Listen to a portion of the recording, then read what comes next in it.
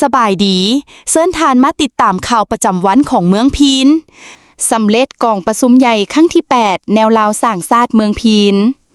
ในตอนเช้าวันที่ 6 มิถุนายน 2025อยู่สโมสรใหญ่ของเมืองพีนได้เปิดกองประชุมใหญ่ครั้งที่ 8 แนวลาวสร้างชาติเมืองโดยการเป็นประธานกิตติมศักดิ์ของทานแต่งอ่อนจันทรน้องห้องประธานแนวลาวสร้างชาติแขวงสวรรณเขตมีทานธรรมราชมณีวงศ์ห้องเลขาพรรคเมืองของเจ้าเมืองพีนทานภูเขาไซยวงศ์คณะประจำพรรคเมืองประธานแนวลาวสร้างชาติเมืองพีน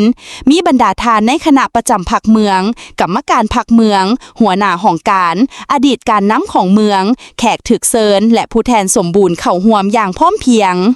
ทานภูเขาไซยวงศ์คณะประจำพรรคเมืองประธานแนวลาวสร้างชาติเมืองพีนได้กล่าวเปิดกองประชุมอย่างเป็นทางการ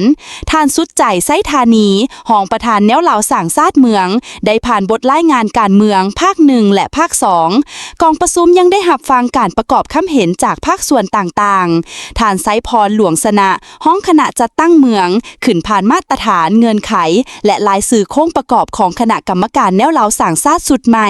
พร้อมเสนอผู้แทนรับห้องเอาคณะแนวลาวสร้างชาติเมืองสุดใหม่จำนวน35ทานหญิง5ทานพระสงฆ์1องค์ด้วยการยกบัตรแดงเพื่อลงประชามติจากนั้นก็ได้มีการดำเนินกองประชุมขั้งปฐมฤกษ์เพื่อเลือกเอาประธานและห้องประธานแนวลาวสร้างชาติเมืองซึ่งกองประชุมได้เห็นดีเลือกเอาทานวิไลวรรณไส้วงคำคณะประจำพรรคเมืองเป็นประธานแนวลาวสร้างชาติเมืองคนใหม่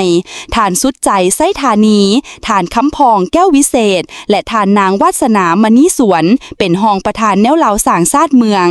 ส่วนที่เหลือเป็นกรรมการในพิธียังได้มีการผ่านลายสื่อและมอบใบย่องยอให้บ้านที่ได้ถือหับห้องเป็นบ้านสามัคคีป่องดอง2 ปีเลี้ยนติดผ่านขอตกลงย่องยอผลงาน5 ปีของประธานแนวลาวชาติพร้อมทั้งมอบใบย่องยอให้คณะกรรมการแนวลาวชาติสุดเก่า